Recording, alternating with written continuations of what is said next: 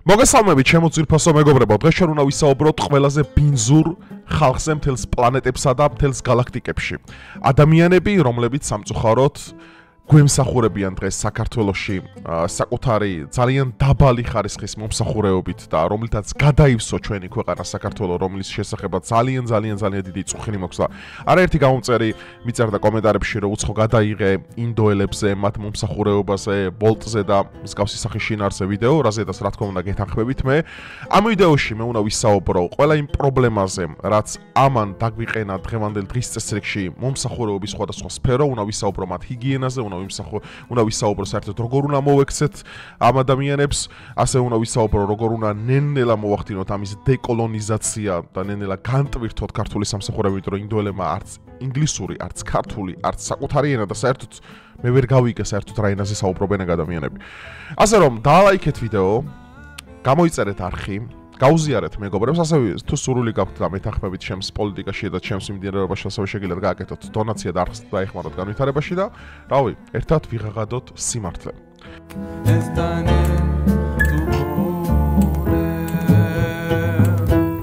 აი მეგობრებო, ჰიგიენა, რომელსაც კლასიკური ინდური street food-ი წარმოადგენს. დააკვირდით, ესეთი რამე თუ გინახიათ, მაინტერესებს თქვენ ადამიანი საქონლის ხორცს საკუთარი ფეხის ბრჩხილზე, ანუ თვალებს ვიცი რომ ვერ უჭერებთ ახლა მაგრამ ეს ადამიანი ეხლა წარმოიდგინეთ, ეს არის ყველაზე დაბალი კლასი ინდოეთში. ეხლა წარმოიდგინეთ, რამდენად უჭირს ამას, რომელიც მიგრაციას განიცდის საქართველოში და მზად არის აქ დაიწყოს Bolt-ში მუშაობა და სხვათა შორის ამის შესახებაც არაერთხელ მომისმენია თვითონ ამერიკის შეერთებული შტატებიდან, რომ ინდოელები რაც ამერიკაში ჩავიდნენ მეგობრებო, აი მაგალითად სხვადასხვა სამსახურები, სადაც რავი საათში 100-200 დოლარს გამოიმუშავებდი, იმდენად დაბალ ხელფასზე არიან თანახმა.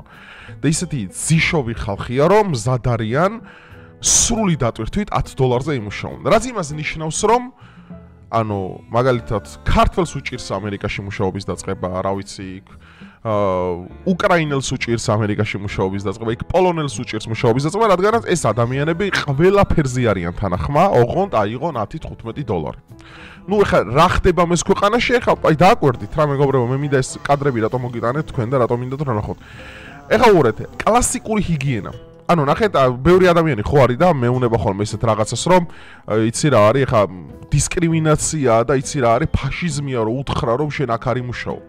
ანუ ნახეთ, ფაშიზმიც არის, რასიზმიც არის და დისკრიმინაციაც არსებობს, მაგრამ ბიჭო, აქ ჩვენ გვაქვს საუბარი ჰიგიენაზე, ანუ ჰიგიენის ნორმები. მე გამიგია არაერთხელ Bolt-ის კურიერს და მინახე ამ შესახებ ვიდეო, რომ მოჭმული შაურმა მივიდა. ანუ შაურმა იყო, ანუ მოჭმული იყო, აი ვირთხა რომ მოაჭამს, ხო იცით რაღაცას, აი რავი, სადღაც რო რაღაცას კარტოფილს ინახავ და მე რო გამოიღებ და მოჭმული რო, ხო? დაახლოებით ასე, ანუ იმაზე კი არ მაქვს მე საუბარი. რომ ეგრევე ავდგეთ და აბსოლუტურად გავყაროთ ყველა ქვეყანიდან. ნუ ესეთი რამე 21 საუკუნეში ესეთი რამე შეუძლებელია, ხო? მე გამოდივარ ესეთი ინიციატივით.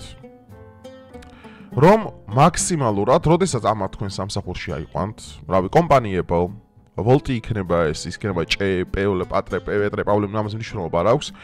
ანუ იმდენი მაინც დავაკმაყოფილოთ, რომ უნდა ქონდეს საკუთარი სამუშაო ცნობა, უნდა ფლობდეს რომელიმე ენას, რომ ადამიანი არ იტანჯებოდეს მაგალითად იმით, რომ აი მე მოვედი და გარეთ რო გადიხარ, კილომეტრების გასვლა გიწევს ფეხით, რომ შენ ეს შენი შეკვეთა, რომელიც შენ გამოიძახე, რომ მოგივიდეს ინტერნეტ. მთელი მუღამი ხო ამაში ის არის, რომ შეკვეთას როდესაც იცახებ, ანუ საკვებს, რომ ცხელი მოგივიდეს სახლამდე. ამას და არაერთხელ მქონია Bolt-თან ომი ამის შესახებ. ეხლა შენ წარმოიდგინე, ამ ადამიანმა არც ინგლისური იცის. ნუ ქართულზე საუბარი ზედმეტია. და არც ერთი ენა და ამის ფონზე ქართველი კურიერები ვინებიც არიან, ისინი იძულებული არიან დაატოვონ სამსახური, რადგანაც იმდენად დაბალ ტარიფებზე ჩადიან, რომ იძახებენ, ხო, რომ აღარ უღერთ არავის მუშაობა. და ეხლა Bolt-ი, Glovo და ეგეთი რაღაცები არის საქართველოში, ანუ ისეთი შემოსავლის წყარო, ანუ რომლითაც, რავი, საშუალოზე მაღალ ფულს აკეთებ, რამდენადაც მე ვიცი, ნუ ყოველ შემთხვევაში ასე იყო. ბიჭო, აქ იმაზე კი არ გვაქვს დისკრიმინაციას საუბარი, რომ აი მაგალითად აი პრობლემა არის ჰიგიენაში ხალხო, ჰიგიენა. ანუ კიდია რასახის რავი, ამას ქვია რასიზმი, რასახის იმის ქვია, ანუ ჰიგიენას ვერ იცავს ადამიანი. აი, ჰოიონები, აი მინდა რომ განახოდეს ყველაფერი. ესეთი რამე, ესეთი სიბინძურე, ანუ კულტურული დეგრადაცია, ესეთი რამე გინახია საერთოდ სადმე? ეხა იმის გაკეთებული საჭმელი რა უნდა იყოს? და მე იკითხავთ რატო ჩდებაო ებოლაო, რატო ჩდებაო სხვადასხვა ვირუსებიო, ხა წარმოგიდგენია ჩვენ რასთან გვაქვს. აი ხა მინდა კიდე სხვა ვიდეო ჩავთო. აჰა, ეს არის street food-ი, ინდური. დააგვირდით, ტაფას დააგვირდით. აი ტაფას და კოკა-კოლას ხსნის და როგორც ზეთს ისე იყენებს. ანუ კოკა-კოლა უფრო იაფია ვიდრე ზეთი ინდოეთში. ეხლა დააკვირდით რა, ჰიგიენას დააკვირდით ამას. აი რამდენი საუკუნის არის წარმოიდგინეთ.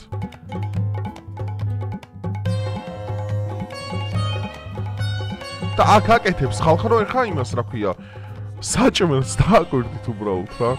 კვერცხი სად იწובה. ამას ვინ შეჭამს ალბათ მამონტად გადაიქცევა, ან ზომბად გადაიქცევა, ან კრიპერად აფეთქდება სამ. არა იმ ხალხის არგუმენტები ხა რომლებიც ამობენ რომ ეხა ქართველი რომ იდის ამერიკაში და ქართველსაც რომ ესე ვინმე მოექცეს ბიჭო ქართველი ესეთი უჰიგიენო ვერ იქნება ანუ ეხა შეიძლება ჩვენ ბევრი რამე ვაბრალოთ ეხა ჩვენ რაღაცები რაღაც მინუსები გვაქვს რაღაც პრობლემები გვაქვს როგორც ერთ მესმის ხომ მეც მათ შორისო მაგრამ ეხა იმას ვერ დააბრალებ შენ ქართველს რომ სადმე სადაც მიდის მაგალითად ამერიკაში რომ იქ რომ ემსახურება ვიღაცას ინგლისური მაინც იცის ადეკვატური მაინცა და სუფთა მაინც არის ну ამის შესაძლებელი მასობრივი პრობლემები ჯერ არ ქონია მადლობა ღმერთს რომ ეს გადავლახეთ და ესეთი რაღაცები არ ბიჭო აქ იმაზე კი არ მაქვს რომ ახან ინდოელია და ესე უნდა მოვექცე და დაბალიღობე არა რა სისულელია კაცო აქაც არიან კარგი ადამიანები და რომ ყველა ერთში არიან კარგი ადამიანები აქ ჩვენ საუბარი გვაქვს მომსახურეობის სფეროზე მომსახურეობის სფერო არის ერთ-ერთი უმნიშვნელოვანესი რამ როდესაც მე ხა სახში დაღლილი მოვდივარ ან თქვენ მიდიხარ და გინდა არ გაქვთ იმის თავი რომ რაღაცა გააკეთოთ რაღაც კერძი აქედან გამომდინარე ხსნიდან გლოვოს ან იანდექს ან ბოლტს და იძახებთ საკვებს ხო? და ამ დროს სანამ ინდოელი შენ მოგიტანს ამას ჯერ იმას ვერ აგებინებ რომ კორპუსს საცხოვრობს სართულებზე და კორპუსზე და ეგ საუბარი ზედმეტია გარეთ ვერ გაგნებს ანუ ლოკაციას ვერ აგნებს მინიმუმ ქართულმა ის მაინც იცის რომ აი სად შეუხვიეს რომელ ტუპიკში შევიდეს ან იმას როგორი შესასვლელი გამოსასვლელი ნუ პატარაა ხო თბილისი ხა და პატარაა საქართველო ბიჭო აქ ჩვენ გვაქვს საუბარი არა დისკრიმინაციაზე არამედ ძალიან მარტივ იმასე რა ქვია საკითხზე მომსახურეობის სფერო გაუმჯობესდეს და კეთილი ინებონ ამ კომპანიებმა და მოთხოვონ მაინც ან ინგლისურის ან ქართულის სოდნა რავი ხა სისუფთავის სერტიფიკატი სად გაიცემა მე არ ვიცი მართლა არ ვიცი ხა სისუფთავის სერტიფიკატი როგორ უნდა შეამოწმო მაგრამ ეხა ისეთი შავი ხრელები აქვს ზოგადად გამოძახების სფერო საქართველოში რომ იქ ვიღაცამ შეიძლება მართლა შეჭამოს მე ან ვიც უნდა უჩილო მიწერ სუპორტი გიგზავნისო აი კურიერი მოიქცა ესე მე კურიერ ჩამოვაკლებ ანუ მე ფეხებზე ან კიდე შე კურიერ ჩამოვარდ მოვაკლებ თუ არა ამ იმას რა ქვია მოგებას მე ხო ზარალდები როგორც აქ შემკვეთი რომელსაც პროდუქტი არ მომდის ნორმალურად ამის შესახებ რა ერთი ვიდეო დადებულა TikTok-ზე და არაერთ ადამიანს უსაუბრია ხო ზოგჯერ აკლია ზოგჯერ აკლებენ რაღაცებს ანუ სერიოზულად არის მისახედი ეს ფორო მე მეორე ხა რაზეც მინდა და მე ყურადღება კიდევ გამემახვილებინა რა მეგობრებო რა რაზედაც მე სერიოზულად ვაპირებ საუბარს აი საბურთალოზე ვეღარ გავივლის საერთოდ რა საბურთალო მგონია პატარა ნიუ დელი პატარა მუმბაი მგონია საბურთალო უკვე ანუ აი გადაივსო საქართველო ამ რა ვიცი ან ადამიანები რომლებსაც სჭირდებათ კულტურისა და აი სუნზე მაგ ხმა საუბარი ხა მე რასაც მინდა შევეხვა ხა ორი ბიჭო მე საერთოდ იმის მოწინააღმდეგე კი არ ვარ ხა ტურისტულად სადაც გინდა ჩადი მოინახულე როგორც სტომარმა და წამოდი ხო კაი გინდა განათლების იმხრივ ჩადი ხა როგორც ქართველი ჩადის ბრიტანეთში რავი ან ევროპაში ან ამერიკაში ან გინდა რუსეთში ან გინდა აზიაში ნიშნობა ჩადი ჩამოდი ბიჭო მე რა მიკურს იცით ხალხო აი რა ვერ დავამუღამე და რა ვერ გავაგებინე ამ ხალხს რომ კიდევ ერთხელ ვიმონ აქ პრობლემაა ეთნიკური ნიშნით ინდოელზე კი არ მაქვს საუბარი და ეთნიკური ნიშნით პაკისტანელზე და ეთნიკური ნიშნით ვიღაც აი ჰონკონგელზე ბიჭო აქ მაქვს საუბარი ელემენტარულ სისუფთავის აი კულტურის უმარტივეს ფორმასთან აი უმარტივეს ფორმასთან ახლა მაგათ საზოგადოებრივი ტრანსპორტი ახლა მე არ ხმარობ მაგრამ მე მსმენია ეგეთი რამეები ამის შესახებ მეგობრებისგან იმისგან რომ ადიან საზოგადოებრივ ტრანსპორტში ამოდიან ინდოელები ჯოგჯოგად ადიან რავი როგორც ხროვა ანუ იმდენად ცუდი სუნი აზდით აი პირდაპირ რომ იმდენად ცუდი სუნი აზდით რომ აი მე ხანდახან ვადარებ ამ ყველაფერს ჩერნობილის პროცესებს რა ანუ შეუძლებელია იმ ჰაბიტუსში და იმ მოკლე კვადრატულ რაღაცა იმაში რა ქვია სივრცეში რომ სუნთქვა შეძლო ადამიანმა უბრალოდ რა არ ვიცი ხალხო, აქ დაბანაზეც არ არის პრობლემა. ანუ დაბანაც სხვა თემაა კიდე. აქ არის სპეციფიურ კანის სუნზე საუბარი. ანუ რომელსაც ვერც head and shoulders-ით, ვერც მაგალითად ვერანაირი დუშგელით, ვერც ვერანაირი ახალი ტექნო, შენ ვერ აღმოფხრი ამას, იმიტომ რომ ანუ აი ადამიანს გვერდზე რო უდგები და სალაპარაკოდაც კი ესე თქვა ძალიან გიჭირს ხო, იმიტომ დადგომა რომ ანუ ძალიან მყარალი სუნია, ძალიან რთულია ესეთ ადამიანთან, რავი, უბრალოდ მასთან ერთად სოციალური ინტეგრაცია მოახდინო, ან რაღაც რავი, სოციალური როლი შეირგო, ან უბრალოდ გადაადგილდე, ტრანსპორტაცია მოახდინო. ბიჭო, რაღაც უნდა მოვიფიქროთ სერიოზულად, რომ ანუ ამ ხალხს არ ვიცი, აი რა დონეზე უნდა გიჭირდეს შენ, რომ ან სასწავლებლად ჯერ საქართველოში მოდიხარ. და მე რაკ მუშაობას ისყებ. თან პლუს ამ ყველაფერს დამატებული რომ ესენი მრავლდებიან კატებივით. 2 მილიარდი არიან ახლა და ეს იზრდება და იზრდება, ხო? თქვენ რომ ნახოთ Volksroad ვიდეოები, რა ხდება მომბაიში, რა ხდება დელიში, რა ხდება ინდოეთის სხვადასხვა ქალაქებში, ანუ აი გული აგერევათ უბრალოდ რა. აი გული დიზინტერია, ანტისანიტარია, აი ვირთხები ამ ხელა ეს საქართველო კი აიღეთ ბრიტანეთში რამდენი არიან უკვე, აიღეთ საფრანგეთში რამდენი არიან, ანუ კატასტროფულად ვითარდება. ისიც არ ვიცი რანაირად ვითარდება, ხა ლამაზი რო და ხა რუსი რო გამრავლდება 200 მილიონი რო არის, იმას მეცი ლამაზი ქალები არიან, რაღაცა ის ნორმალური რაღაც. ბიჭო, ინდოელი ესე როგორ მრავლდება, მართლა ესე რანაირად არიან კატებივით ერთმანეთთან, ანუ მართლა მიკვირს. ანუ სერიოზულად ვამბობ. ან ამ სექსუალური აქტის დროს ან სუნი არ აწუხებთ, ან მდგომარეობა არ აწუხებთ, ან თუ ესე უჭირთ რაღაც მრავლდებიან ეს კითხვა ყოველთვის მიჩნდება, იცით მე და არა მარტო ინდოელზე მაქვს საუბარი, ანუ როდესაც იცი, რომ მატერიალურად განიცდი სერიოზულ პრობლემებს, ხო? ღმერთმა დაიფაროს ნებისმიერი ადამიანი სამწუხაროდ ხდება, ხო ესე? ანუ სადღა გაქვს იმის თავი? სადღა გაქვს იმის ნერვები, სადღა გაქვს იმის აი ამბიციები, რომ ესე გამრავლდე და მე ეს ყველაფერი ესე მიატოვო. მე არაერთი ვიდეოთი გამეკრიტიკებია, მათ შორის ქართველების ის ნაწილი, რომლებიც არიან სოციალურად დაუცველები, სოციალური კატასტროფის წინაშე, სამწუხაროდ არიან, მაგრამ 10-15 შვილი რანაირად აჩენთ. ანუ მართლა მაინტერესებს. ღმერთმა გაუზარდოს და ღმერთმა გამრავლოს ყველა, მაგრამ ხო უნდა დაფიქრდე, რომ იმ ბავშვს, ვისაც აჩენ, ხო? იმას პატრონობა ჭირდება, ჭამასმა ჭირდება, იმას სწავლა-განათლება ჭირდება, იმას გზაზე დაყენება ჭირდება. ამას მე ვხვდები 28 წლის ბიჭი. როგორ შეიძლება ამას ვერ ხვდებოდეს ის ადამიანი?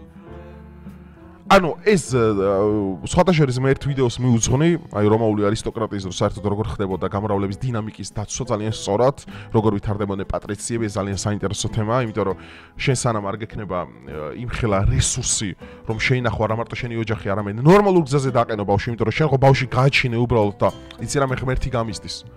და სინამდვილეში ის ბავშვი ქუჩა დაწანწალებს, მშიერ წყურვალი, რომელსაც განათლება არ აქვს, რომელსაც ოჯახური პრობლემები აწუხებს. როდესაც ეგ ბავშვი განიცდის ოჯახურ ძალადობას, ხო?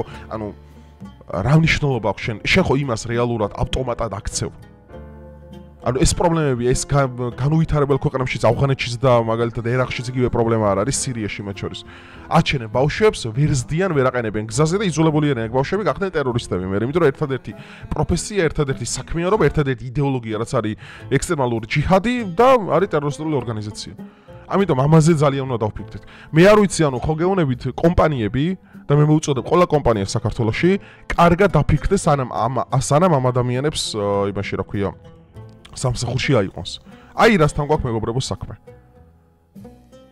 და თქვენ წარმოიდგინეთ ეს არის regular day in India და თქვენ წარმოიდგინეთ ესენი რა ხა თქვენ საკვებს აიღებენ, თქვენ მოგიტანენ. ძალიან სერიოზული პრობლემაა. ანუ ვიღაცამ შეიძლება არ აწუხებდე ხა ესეთი პრობლემები რა და ფიქრობენ ესეთ რამეს რომ აი ხა ქართველი რო ჩავა ამერიკაში შენ მოგეწონება ისე მოიქცნენ, მე არ მომეწონება, მაგრამ აქ უნდა მივხვდეთ ერთ რამეს, რომ ქართველი ესეთი უჰიგიენო ვერ იქნება. ესეთი მოუწესრიგებელი და ეხა ნებისმიერი ქართული ეხა მე პირადად ვისაც ვიცნობ ემიგრანტები ვინებიც არიან იმ ქვეყანაში სადაც ჩადიან ეს იტალია, საფრანგეთი, რა ვიცი, ევროპა, ამერიკა, მნიშვნელობა არა მარტო ინგლისური იციან, იქაურ ენასაც სწავლობენ დროთა განმავლობაში. და ახდენენ ასიმილაციას სადაც არიან, ხო? რა გახდა ესეთი რამე რო გირეკავენ იმაზე, მოვიდი, hello, I'm here, I'm waiting და 3 საათი თუ მოგინდა სანამ ეხა შენ ჩახვალ და შენ იმას რა ქვია შეკვეთას აიღებ, რაღა ჯანდაბად მინდა ეგეთი შენი ვისაც რა ქვია, ჭამაც ასმაც, ხო? თუ ცივი მოგივიდა. არაერთხელ მქონია ამაზე ვოლტის იმას საპორტთან ჩხუბი. აზრი? კომპენსაცია, 5 ლარის კომპენსაცია ვისაც ჯანდაბად უნდა. ხურდებს კი არ ვაგროვებთ აკაუნტებზე და მე ერთიანად გამოვიზერთ. ამიტომ მე ვფიქრობ მეგობრებო, რომ სწორი პოლიტიკა ამათთან მიმართებაში საჭირო და ვინებიც არიან ამათი დამსაქმებლები, უნდა დააკმაყოფილო რომ იციან ან ქართული, ან ინგლისური. At-least ვიზუალზე რო შეხედავენ, სუნი უბრალოდ არ უნდა ასდიოდეთ. რავი, პირდაპირ ჩაწერონ საბუთში, სერტიფიკატი გაიცემოდეს, ეს ადამიანი სუფთაა. ჰიგიენას იცით, რომ ძალიან მნიშვნელოვანია ეს ყველაფერი. ჩვენ ვერ ხედავ რა ამბები მოხდა ხამ რძებზე და ამ იმეებზე რა ნაკელს აჭმევდნენოც როხებსო, ქათმის იმეებსო, რაღაც უბედურებები და საშინელებები, ხო? ხალხო 21 საუკუნეში ეს პრობლემები არ უნდა არსებობდეს. არც ჰიგიენის პრობლემები უნდა არსებობდეს, არც ანტისანიტარიის პრობლემები და არ უნდა არსებობდეს ესეთი რამე, რომ ერთი ადან ბ პუნქტში რაღაც რომ იგაკ შენ საქმეს პირნათად უნდა გაართო საქმე. ასევე მხარდაჭერას უცხადებ ქართულ ვოლტის კურიერებს, იმიტომ რომ მესმის რომ ძალიან რთულია, ეს პრობლემები მარტო საქართველოში არ არსებობს, ეს ამერიკაშიც არსებობს, იმიტომ რომ ინდოელები ყველგან ჩადიან და თავაზობენ მონურ სამუშაოს იმისათვის ოღონდ 10-15 $-ი აიღონ.